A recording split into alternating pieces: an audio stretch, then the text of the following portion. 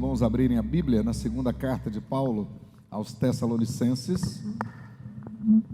Nós estamos estudando o capítulo 2, versículos 1 até o versículo 12. A vinda do Senhor e a revelação da apostasia e o homem da iniquidade, o anticristo. Capítulo 2 da carta de Paulo aos Tessalonicenses. Diz assim a palavra de Deus: Irmãos, no que diz respeito à vinda do Senhor, na vinda de nosso Senhor Jesus Cristo e a nossa reunião com Ele, nós vos exortamos a que não vos demovais da vossa mente com facilidade, nem vos perturbeis, quer por espírito, quer por palavra, quer por epístola, como se procedesse de nós, supondo tenha chegado o dia do Senhor. Ninguém, de nenhum modo, vos engane, porque isto não acontecerá sem que primeiro venha a apostasia e seja revelado o homem da iniquidade, o filho da perdição, o qual se opõe e se levanta contra tudo que se chama Deus ou é objeto de culto, a ponto de assentar-se no santuário de Deus, ostentando-se como se fosse o próprio Deus. Não vos recordais de que, ainda convosco, vos costumava dizer-vos estas coisas? E agora sabeis que o que o detém, para que ele seja revelado somente em ocasião própria. Com efeito, o mistério da iniquidade já opera e aguarda somente que seja afastado aquele que agora o detém. Então, será de fato revelado o iníquo, a quem o Senhor Jesus matará com o sopro de sua boca e o destruirá na manifestação de sua vinda. Ora, o aparecimento do iníquo é segundo a eficácia de Satanás, com todo o poder e sinais e prodígios da mentira, e com todo o engano de injustiça aos que perecem, porque não acolheram o amor da verdade para serem salvos. É por este motivo, pois, que Deus lhes manda a operação do erro, para darem crédito à mentira, a fim de serem julgados todos quantos não deram crédito à verdade, antes, pelo contrário, deleitaram-se com a injustiça. Amém? Senhor Deus, Pai querido, em nome de Jesus, aplica, Senhor, no nosso coração as verdades deste texto sagrado. Permita que a graça bendita seja superabundante agora na vida de cada um que se encontra aqui no templo e daqueles que nos acompanham pelos canais da igreja. Permita, Senhor, em nome de Jesus, que o mesmo Espírito Santo que inspirou esta palavra esteja agora iluminando nosso coração e mente para podermos tirar proveito da palavra santa.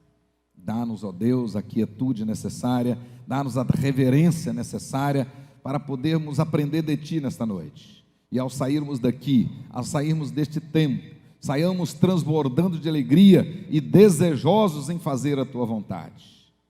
Abençoa, Senhor, abençoa aqueles que neste momento estão sofrendo, aqueles que estão enfermos, aqueles que estão enlutados, que a graça bendita do Senhor seja multiplicada sobre a vida de cada um.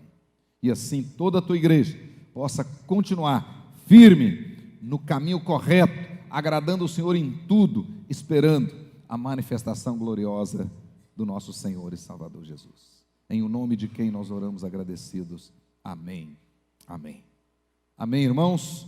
Gostaria que vocês permanecessem com a Bíblia aberta e aqueles que vão acompanhando aqui também pelo nosso data show, podem ficar atentos. Esse texto, conforme nós vimos semana passada, segundo muitos estudiosos, provavelmente é um dos textos mais difíceis de todo o Novo Testamento, uma das passagens mais difíceis do Novo Testamento. Conforme nós vimos domingo anterior, após o apóstolo Paulo consolar aqueles irmãos, ele aproveita esse capítulo 2, especialmente para negar categoricamente, que uma vez haja dito, fosse por espírito, fosse por palavra, fosse por epístola, que o dia do Senhor havia chegado, ou seja, que o dia do Senhor estava presente. Esse era o problema. Algumas pessoas, por desinformação, ou mal informadas, ou por entendimento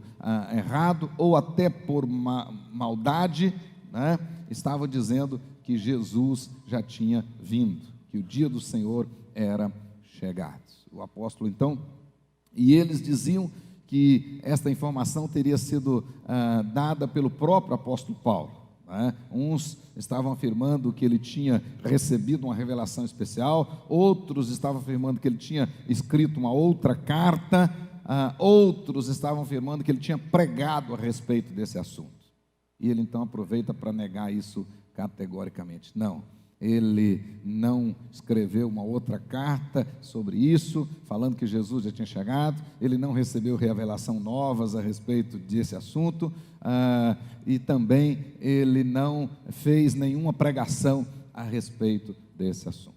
E ele aproveita também a oportunidade do capítulo 2 para trazer algumas outras informações a respeito da vinda do Senhor. E conforme nós vimos, o apóstolo Paulo, então, ele fala de dois sinais bem definidos, né? Dentre os muitos sinais que antecederão a vinda do Senhor, ele cita no capítulo 2, dois deles, bem definidos, que precederão a vinda do Senhor. Segundo o apóstolo Paulo, antes daquele dia, ou seja, antes da gloriosa vinda do nosso Senhor e Salvador Jesus, virá, diz ele, primeiro a apostasia, e então, no contexto da apostasia, será revelado o homem do pecado, ou seja, o homem da iniquidade, o homem da perdição.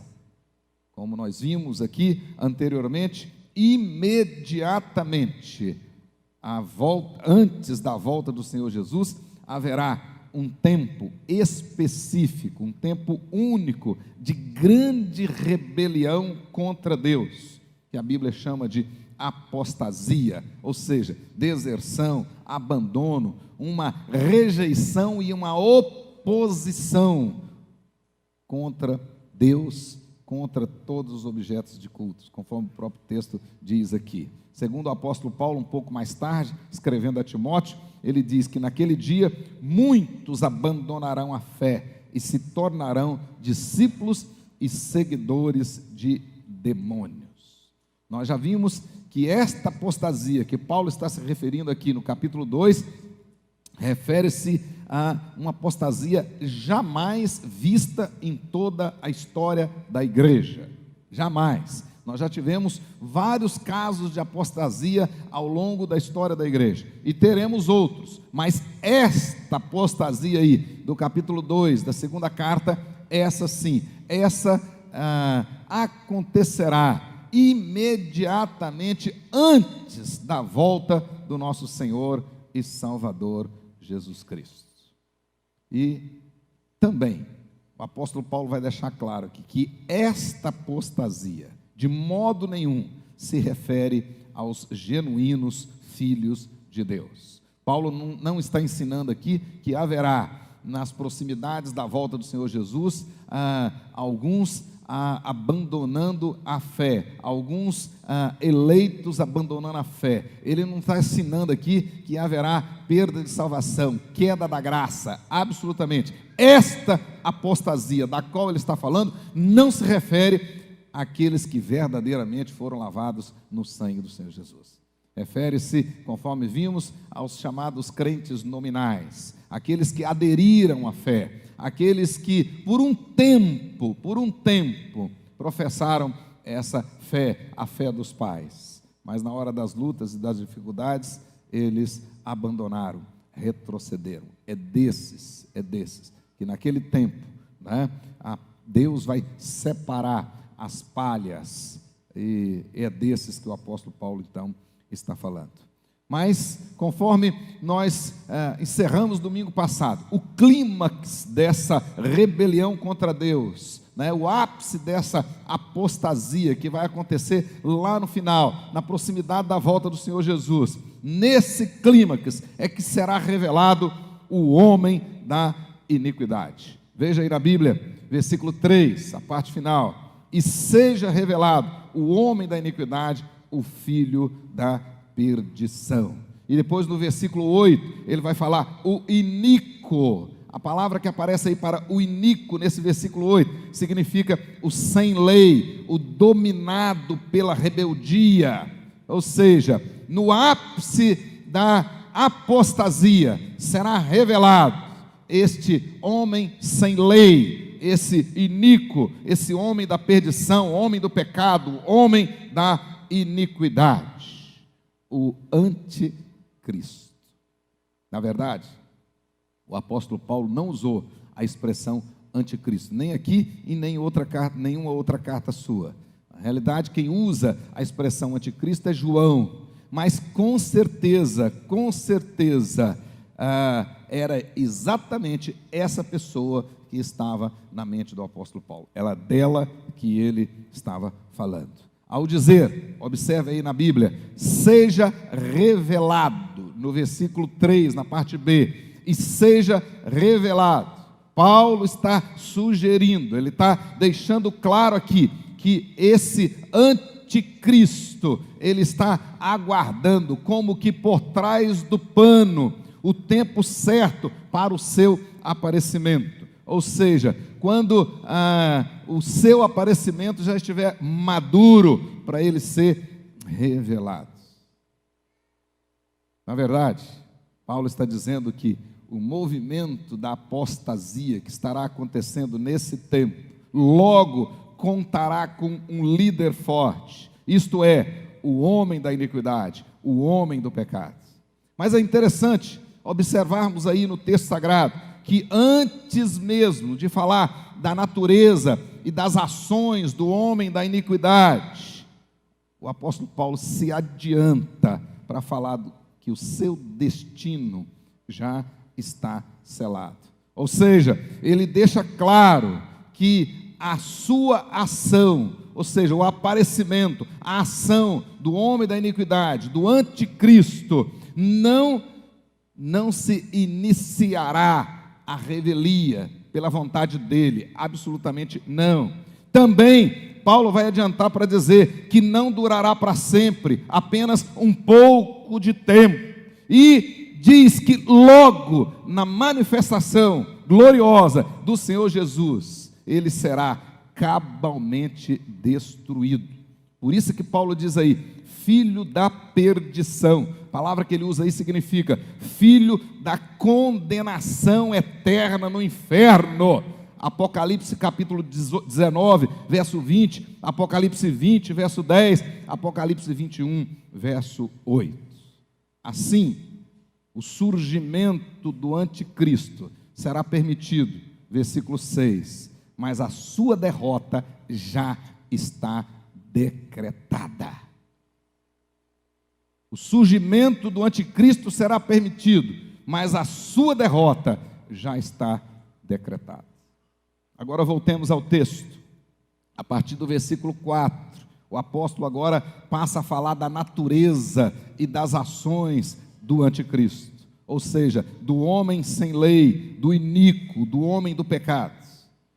E nesta parte nós podemos observar o seguinte: primeira coisa, olha claramente aí, trata-se de uma pessoa, de um homem. Esse é o nosso entendimento. Então o anticristo, de fato, é uma pessoa, um homem. Não se confunde com Satanás, não se trata das bestas lá do Apocalipse capítulo 13 e nem do capítulo 17, mas principalmente não tem referência com a besta do capítulo 13. Também não é a encarnação de Satanás, mas o texto diz que ele agirá na qualidade de ministro de Satanás. Observe o versículo 9, que ele aparecerá e agirá segundo a eficácia de Satanás, que o texto diz aí. O anticristo, ele executará o trabalho do seu mestre. Observe que toda a descrição do apóstolo Paulo é de caráter pessoal. É por isso que João, por exemplo, o chama de anticristo. Ou seja, assim como Cristo é uma pessoa, o anticristo também será uma pessoa. Segundo detalhe, pode observar no texto, Então, além de todo o texto tratar e ter uma descrição de caráter pessoal, também podemos observar que trata-se de uma pessoa especificamente escatológica, que não apareceu ainda, que ainda vai aparecer nas proximidades da volta do Senhor Jesus. É isso que o texto diz. Imediatamente antes da vinda de Cristo, da segunda vinda, antes da parousia, da manifestação gloriosa de Cristo Jesus. Então, o texto está falando de uma pessoa escatológica, a pessoa que aparecerá lá no fim. Veja aí, o apóstolo Paulo deixa claro, e não há dúvidas de que o princípio da iniquidade, presta atenção, o princípio da iniquidade, ele deixa claro que depois do Éden, desde o pecado lá no Éden, ele sempre esteve presente. Olha aí no versículo 7. Com efeito, diz o apóstolo Paulo no verso 7, o mistério da iniquidade já opera. Então ele está dizendo o seguinte, não é que o anticristo já está operando hoje, mas o que ele está dizendo é que o princípio da iniquidade já opera, e já opera desde o Éden. Então, desde o Éden, ao longo da história, sempre tivemos, sempre existiu pessoas más, pessoas impiedosas. Na verdade, nesse sentido, vários anticristos ao longo da história. Mas não são desses que o apóstolo Paulo está falando. Na verdade, esses sempre existiram. Mas aqui, ele está falando de uma pessoa particular, que será revelada antes da vinda do Senhor Jesus, versículo 3 e no versículo 8. Mas também essa pessoa profetizada lá no Antigo Testamento, no livro de Daniel, por exemplo, Daniel 7, Daniel 9, Daniel 11, e previsto inclusive pelo próprio Senhor Jesus, Mateus 24, versículo 15 até o versículo 31. Portanto, além de tratar de uma pessoa, trata também de uma pessoa especificamente escatológica, que ainda não apareceu. Terceiro, vai deixar claro para nós que essa pessoa, como eu acabei de dizer, ainda não veio. Olha que diz aí o versículo 7, aguardando somente que seja afastado aquele que agora o detém. Versículo 7. E no versículo 6, o apóstolo Paulo pressupõe que os tessalonicenses sabiam o que é que estava detendo o anticristo, o qual seria revelado somente em ocasião oportuna, em ocasião própria. E aqui nós temos que parar um pouquinho para fazer uma reflexão. O que? Que força, que pessoa que está detendo a manifestação do iníquo, a manifestação do homem do pecado, do homem da iniquidade, a manifestação do anticristo? Que força é essa? Que força embargante é esta? Que diz o apóstolo Paulo que já está em operação. O texto diz, está detendo ele agora. Que força é essa? Observe agora uns detalhes interessantes. O verbo deter, que aparece aí, tanto no versículo 6 quanto no versículo 7. Em ambos os casos, esse verbo foi usado no modo particípio no tempo presente. Isto nos faz entender que essa força aqui, ela pode ser uma coisa ou uma pessoa. E um detalhe interessante, e esses verbos também podem deixar claro para nós que esta força embargante, ela já está em operação. Por isso, o verbo está no presente. Então, essa coisa ou pessoa já opera agora no presente. Os verbos aí, claramente, no particípio, no tempo presente. Agora, um detalhe curioso, pode observar aí. No versículo 6, né, o verbo vai aparecer no neutro, e no versículo 7, no masculino. Então isso sugere que essa força embargante tanto pode ser tratado como uma coisa, como uma pessoa. Isso, esses verbos passam isso para nós. Mas outro detalhe curioso, o embargo aqui diz o texto que será removido em ocasião própria. Olha aí no versículo 6, em ocasião própria. Ocasião própria, na verdade, na língua grega é uma palavra só, e a palavra aí é kairos, ou seja, será removido no tempo de Deus. Deus é quem vai remover isso, no tempo de Deus. Então, o anticristo será revelado. Então, a gente não precisa ficar fazendo conta e nem isso e nem aquilo outro, e não foi com essa intenção que Paulo escreveu esse texto, para você ficar preocupado com isso. Não, isso é para dizer para você que em Cristo nós já temos a vitória, e você não precisa ficar preocupado, que aqueles irmãos na época estavam preocupados, e aí Jesus já voltou, não voltou, estava preocupado. Você não precisa ficar, essa vitória já é nossa, então não precisa fazer conta, porque no tempo de Deus é que isto acontecerá. Nos compete agora viver na prática o evangelho do nosso Senhor e Salvador Jesus, e dar testemunho desse evangelho. Pois bem, então na realidade a pergunta é: que força embargante é essa? Que no tempo certo, no tempo de Deus, vai ser retirado? E então o anticristo vai aparecer. São várias interpretações, por isso é que esse texto diz alguns que é muito difícil. Várias interpretações. Nós temos aqui muitos estudiosos que vão dizer que esse poder aqui é o Império Romano, outros vão dizer que é o Estado judaico, outros vão dizer que é o próprio Deus, outros vão dizer que é a proclamação do Evangelho, outros vão dizer que é o Espírito Santo que vai ser retirado, e na hora que for retirado, o iníquo vai aparecer, o anticristo vai aparecer. E outros vão dizer que na realidade essa força embargante aqui é o poder do governo humano bem ordenado, ou seja, o princípio da legalidade oposto ao princípio da ilegalidade. Então são várias posições, quero destacar apenas duas, uma que nós cabalmente não aceitamos e a outra que nós aceitamos. A primeira delas é muito popular, defendida pelos chamados intérpretes dispensacionalistas. Por exemplo, Scofield, uma Bíblia que ficou muito famosa, até mesmo no nosso meio, a chamada Bíblia de Scofield, né? Um teólogo dispensacionalista, pré-tribulacionista, e também de Schaffer e muitos outros. Para estes, eles afirmam que essa força embargante aqui é o Espírito Santo. E o Espírito Santo vai ser retirado no momento do arrebatamento da igreja, no momento do arrebatamento do templo de Deus, que é a igreja. Isto antes da grande tribulação, porque nessa visão pré-tribulacionista, a igreja não vai passar pela tribulação.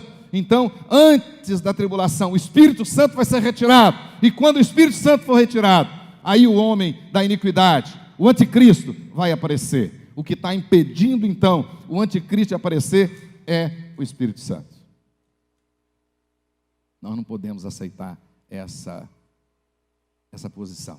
Ela realmente, uma simples exegese aqui vai mostrar que ela é errônea, né? Ela realmente não vai coadunar com os demais textos da Sagrada Escritura, porque se de fato se trata do Espírito Santo, se o Espírito Santo é essa força embargante, por que o apóstolo Paulo não falaria do Espírito Santo? Ou por que ele falaria do Espírito Santo veladamente? Não tem nenhum sentido. Ele poderia dizer objetivamente que é o Espírito Santo que está segurando o anticristo, né? Também, nem Deus, nem o Espírito Santo serão tirados. Nós não temos essa informação na Bíblia em lugar nenhum. Eles não serão tirados. Absolutamente não. E nós cremos categoricamente que a igreja passará sim pela grande tribulação. Não será retirada antes também não. A Bíblia ensina isso para nós. Além do mais, essa posição se mostra errônea, porque a revelação do anticristo não poderia ser um sinal de que a igreja está preparada para o arrebatamento. Absolutamente não. Porque o anticristo vai ser revelado exatamente no contexto da apostasia.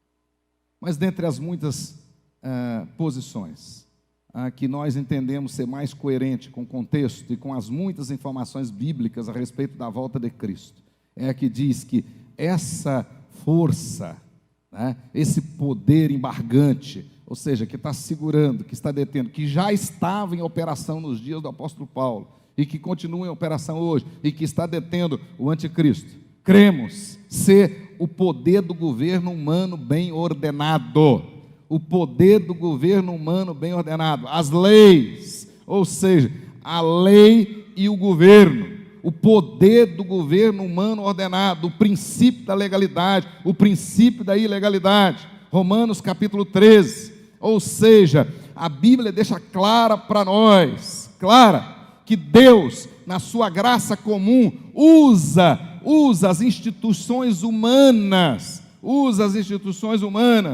pelas quais Ele controla as forças do mal e fornece um ambiente para que o Evangelho continue sendo pregado, para a revelação da graça especial redentora. Paulo tinha em mente que, enquanto a lei e a ordem prevalecessem, o homem sem lei está impossibilitado de aparecer. Daí o grande esforço do inimigo de criar uma sociedade anárquica, sem leis, com pessoas torcendo as leis.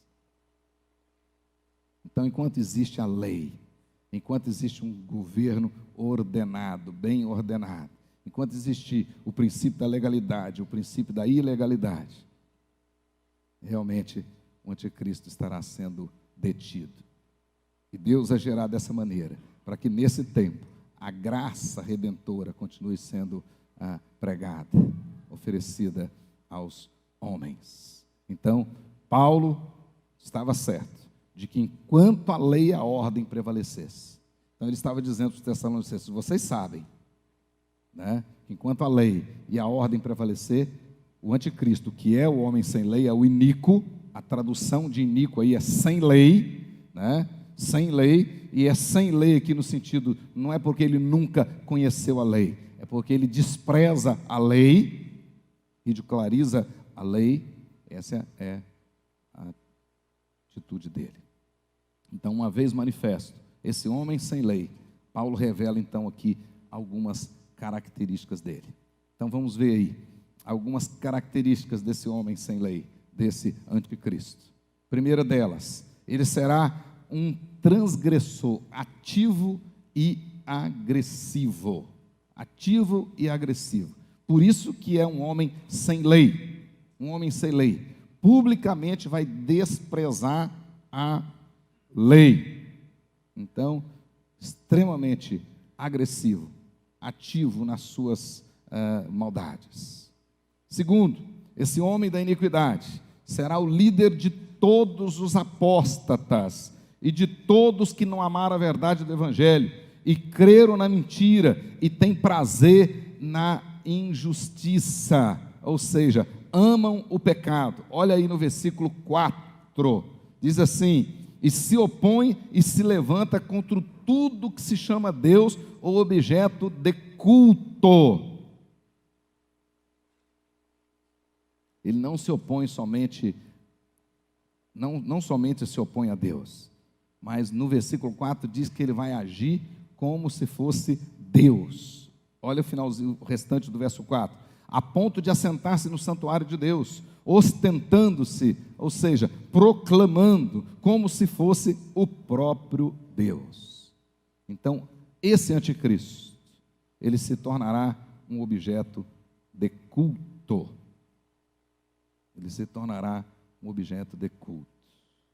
Terceira característica, o texto diz claro que ele vai agir no poder de Satanás. Então, ele não é a encarnação de Satanás, mas ele vai agir no poder de Satanás, é um ministro de Satanás. Olha o verso 9, segundo a eficácia de Satanás, com todo o poder e sinais e prodígios da mentira.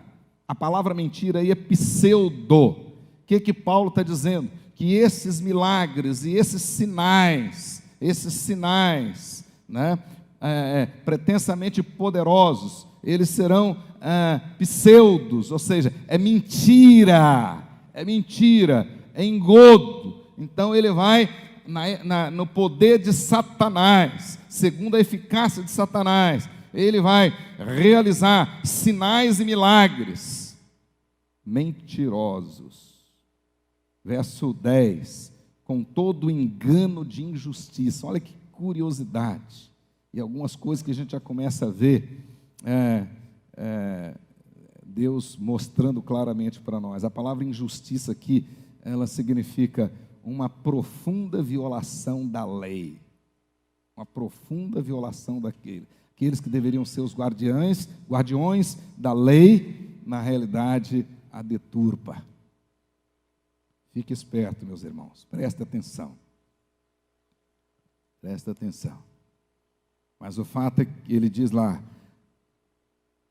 aos que pertencem, porque não acolheram o amor da verdade para serem salvos. Na verdade, Paulo está deixando claro para nós aqui que esse iníquo, esse anticristo, será uma paródia satânica de Cristo Jesus. Ou seja, ele tentará de todos os tipos, com as demonstrações mais impressionantes possíveis, imitar o Senhor Jesus e os seus seguidores. E a Bíblia diz isso, e o próprio Jesus nos alertou disso, né? Que ele agirá de tal forma, manifestando sinais e prodígios, para, se possível, enganar até os eleitos. Mas aí nós temos uma hipérbole, porque os eleitos não serão enganados, nenhum se perderá.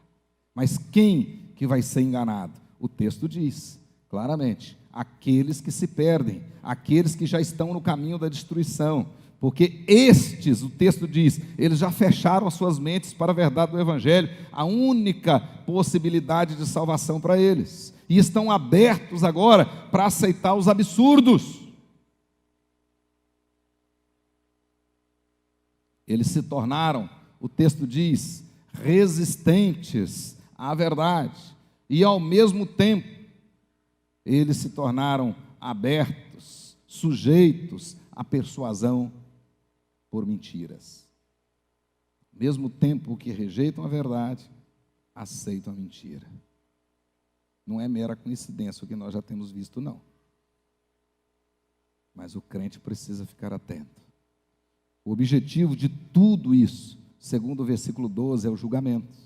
Confiram aí o versículo 12, né? A fim de serem julgados todos quantos não deram crédito à verdade, antes, pelo contrário, deleitaram-se com a injustiça. Ou seja, o veredito da culpa já está claro aqui. Eles não deram crédito à verdade, mas deleitaram-se com a injustiça. Então o texto aqui não está tratando de vítimas desamparadas, não. O texto aqui está tratando de pessoas que deliberadamente rejeitaram a verdade e aceitaram a mentira. Deliberadamente tomaram o lado de Satanás contra Deus. E portanto, o texto diz, esses participarão do mesmo destino do seu comandante, do príncipe das trevas. João capítulo 16, verso 11. Da mesma forma. Meus queridos irmãos, agora olhem comigo o versículo 8. Diz assim, então, será de fato revelado o iníquo, a quem o Senhor Jesus matará com o sopro de sua boca, e o destruirá pela manifestação da sua vinda. Uma tradução mais literal, e o destruirá com a sua gloriosa presença. Que bênção! O apóstolo Paulo, tão logo menciona o anticristo, ou seja, tão logo menciona o homem da iniquidade, o homem do pecado, o homem da perdição, o homem sem lei, a mesma pessoa escatológica. Tão logo ele menciona, ele se apressa para dizer que o destino dessa pessoa já está decretado. O texto diz, será destruído. E no grego essa palavra significa: se tornará inútil, sem poder, condenado eternamente no inferno. E o texto diz: com o sopro da sua boca. Comparando esse texto com Isaías 11, verso 4, Apocalipse 19, verso 11 a 21, Calvino sugeriu que o sopro da boca aqui refere-se à palavra de Jesus, a sua palavra.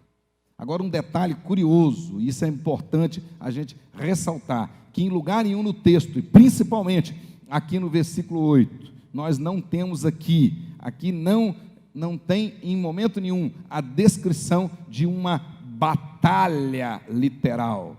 Não vai ter uma batalha, uma luta do anticristo com Jesus, né, de 10 rounds, e de repente Jesus vai perder 9, e no 10º que ele vai ganhar. Não tem aquela história apresentada lá pela Gaviões da Fiel, no penúltimo carnaval, nada disso. Não, o texto que na manifestação de Jesus, com o sopro da sua boca, ele destruirá o inimigo, destruirá o anticristo. Não tem, é no primeiro segundo do primeiro round, ele destruirá o inimigo. Não tem guerra. No primeiro momento, o texto diz: tão logo ele manifeste, ele destruirá o anticristo. É isso que o texto diz. Mas eu gostaria de concluir, irmãos, que a despeito de tudo isso, dessas terríveis descrições, nós precisamos gravar algumas verdades importantes para nós. Primeira delas: existe já agora, hoje, a força do mal operando no mundo. Nós não podemos negar a existência de um poder maligno que já está operando entre os homens. Esse anticristo ainda não foi manifestado, mas poder maligno já opera entre os homens. E é isso que o apóstolo Paulo ensina para nós, claramente. Segunda coisa, então o crente não pode brincar. O crente não pode. É nesse sentido que Pedro vai dizer, né, que nós não podemos dormir, nós não podemos ser ébrios. Não, nós precisamos estar atentos, apostos, porque o diabo, nosso adversário, anda de redor, rugindo como um leão, procurando uma brecha para atacar. E nós precisamos resistir firmes na fé. Então não podemos ignorar a existência de uma força maligna nesse mundo, operando entre os homens. Segundo, o texto vai deixar claro, do começo ao fim, do versículo 1 ao versículo 12, que Deus tem o controle de todas as coisas. Não é à toa que para a Igreja Presbiteriana do Brasil, a soberania de Deus é nossa coluna mestra. Não é à toa, porque Deus de fato é soberano sobre tudo e sobre todos, e sobre todas as ações de todas as suas criaturas. Deus está no controle. Esse próprio anticristo que operará no poder de Satanás só será revelado no tempo oportuno, no tempo de Deus. Deus é que tem o controle de todas as coisas. Então você não precisa temer o diabo. Jesus é vencedor. Você não precisa temer a morte, porque Jesus já venceu a morte. Ele é nosso Senhor, é o nosso Salvador. Deus controla tudo, por mais estranho que possa parecer, Deus controla todas as coisas. Pode até parecer que as coisas se desintegrarão num caos, mas tudo está e tudo faz parte de um plano eterno de Deus. Então os homens, o mundo, não caminham para um caos, mas para o cumprimento de uma agenda determinada na eternidade. Pode parecer estranho, mas o próprio Satanás, o próprio mal, está sob controle do nosso Deus.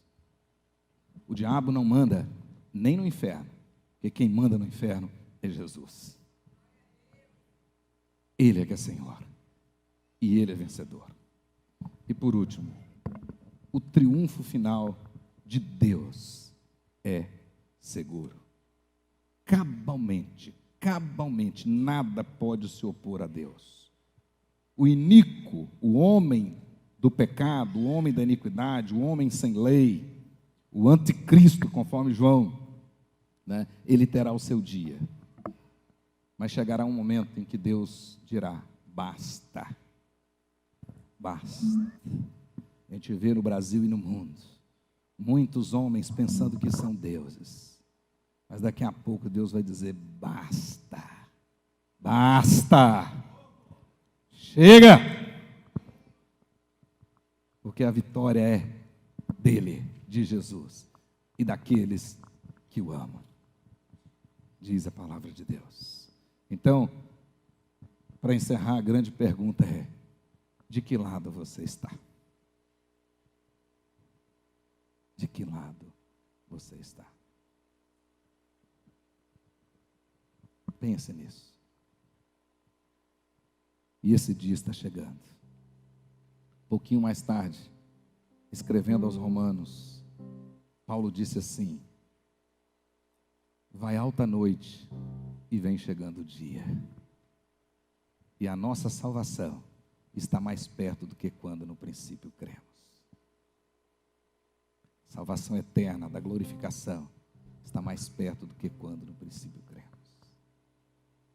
Jesus está voltando. Feche os seus olhos, faça a sua oração.